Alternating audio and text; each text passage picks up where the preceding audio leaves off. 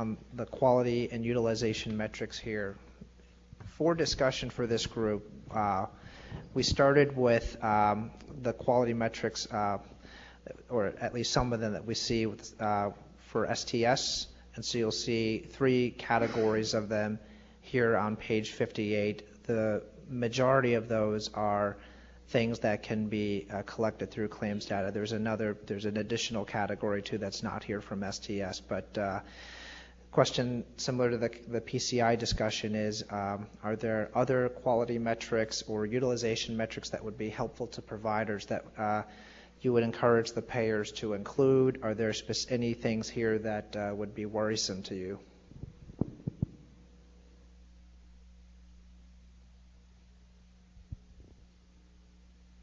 Let's get a microphone right here.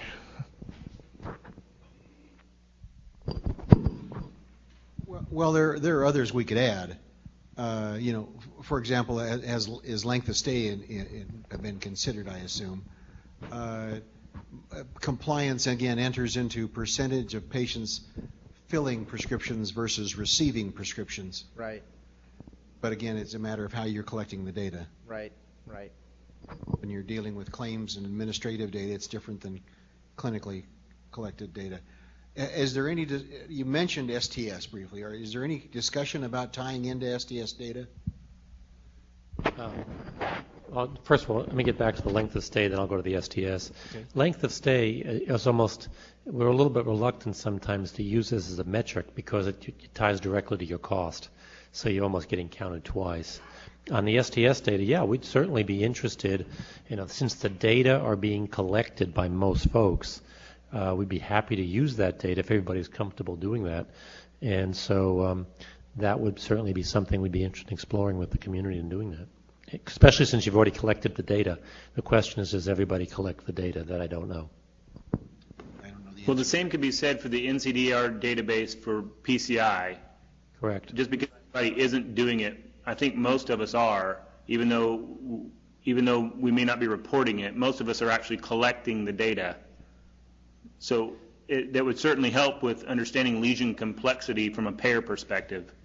If that sounds like a reasonable thing to pursue, well, I'm going to ask this on the table. Since many of you are collecting this data, we'd be happy to use data you already have if you don't think that would be an unreasonable burden and we can do it in a reasonable way to get that information to us. I mean, essentially, you have the data. If you want to report it to us through a portal, that'd be great. There's a question in the back or a comment. If you don't mind waiting for the microphone there. Oh, there he is. It was brought out in one of our prior conversations that the committee had contacted STS, and there's only 16 surgeons in the state of Arkansas that are reporting data. And remember, we discussed it that one night, and it is definitely the way that all this needs to happen. And there's mountainous, evidence that that's the way it should be done.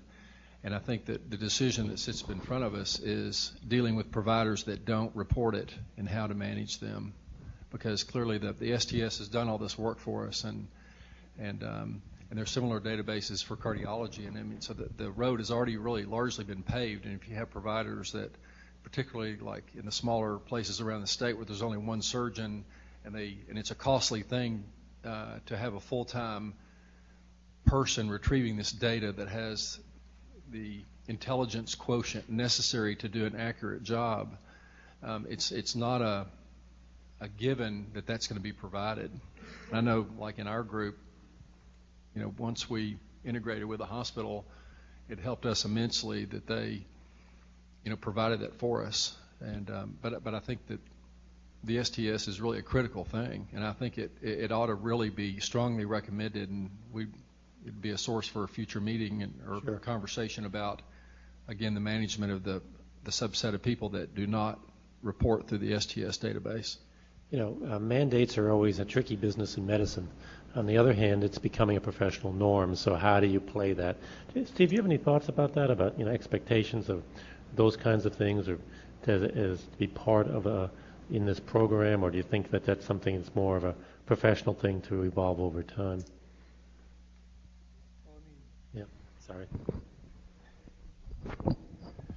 I think right now it's not, something obviously that's mandated. I think from what you said, it would be valuable to do.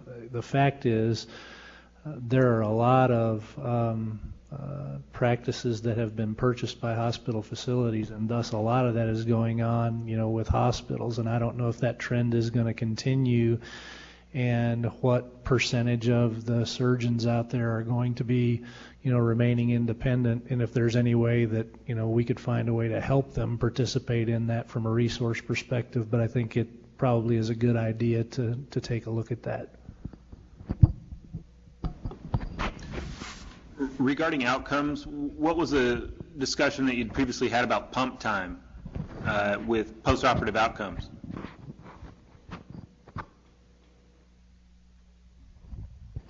Can you say more about what you would want to be thinking about there? So how long you're on the heart-lung bypass machine is frequently associated with higher postoperative morbidity. Was there any discussion with your surgeon panel about pump times being a quality measure? We didn't have explicit discussion, but I'm wondering if you have, if any of the other clinicians in the room have any thoughts on that. I was going to say, I think that the manifestations and consequences of complications and morbidity and mortality will be reflected in other endpoints other than just, a long pump run.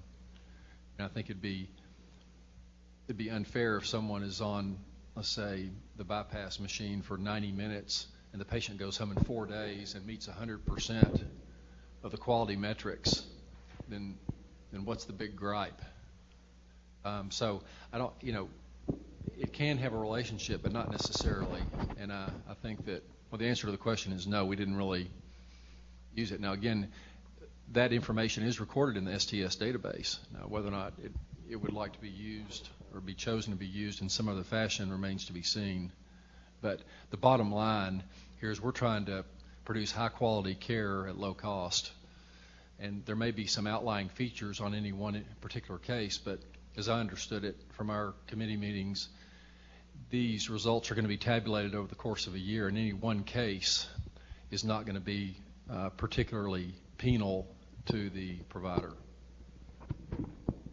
That's right. Any remaining thoughts for us on page 58 on quality or utilization metrics or other things that just would be helpful for providers to see? Okay. I know it's getting late into the evening, so I will try and move us quickly through this last piece, but if you turn to page 62, to look through just a few pages of data here on the breakdown of the average cost for a CABG for Arkansas Medicaid on page 62. Again, per the question before, these costs are based on the current reimbursement system where there's a per diem structure in place that Medicaid pays to hospitals and facilities. So you'll see there that the $14,500 average cost is a result of that. The professional claims are about $5,400, and the inpatient claims here are about $8,700. You can see also the pharmacy and the outpatient components that are tracked as well. On page 63, you can see Arkansas Blue Cross data and the split between the professional and the inpatient components of the episode, with about 15% for the professional and 85% roughly on the inpatient portion of the cost of the CABG. And on page 64, you can see the cost variation. There are fewer providers for CABG, CABGs across the state, but you can see what the cost variation looks like on page 64 for Arkansas Medicaid, and on page 65 for Arkansas Blue Cross. Again, these are not yet risk adjusted. There are additional exclusions that will be applied, but the goal of this was to have a set of analyses and facts just for discussion as part of this work group. And then the final two analyses I'll just walk you guys through. It starts on page 66, which is again the distribution of volume across performing providers.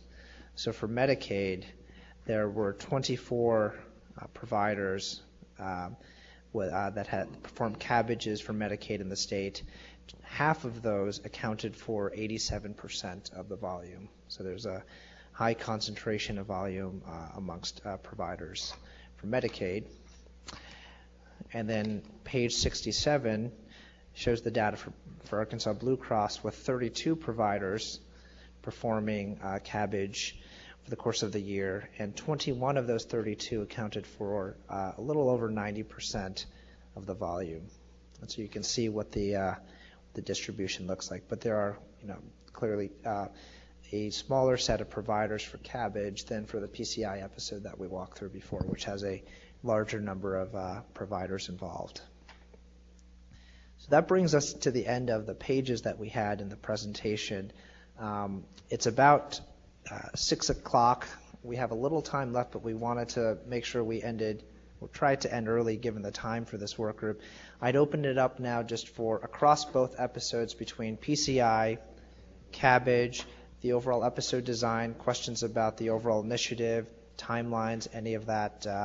If folks have questions on that, we would love to talk through those now, or any other points of input. Dan, do you want to share the email address for feedback as well? Sure. If comments and other things aren't fully discussed here, there's an email address which is ARKPII, which stands for Payment Improvement Initiative at hp.com. Thank you. So folks in video conference sites or in the room, any additional thoughts, questions, comments? While they're thinking, I just want to make it clear that A, I want to thank everybody for the comments and their thoughtful engagement. B, share this with your colleagues. Send us written comments as appropriate. We're going to gather the expert panel back together again to review the comments today and what that means for the data and the framework. So everything today was presented is subject to your comments and editing as we move forward. So please send in your comments as appropriate.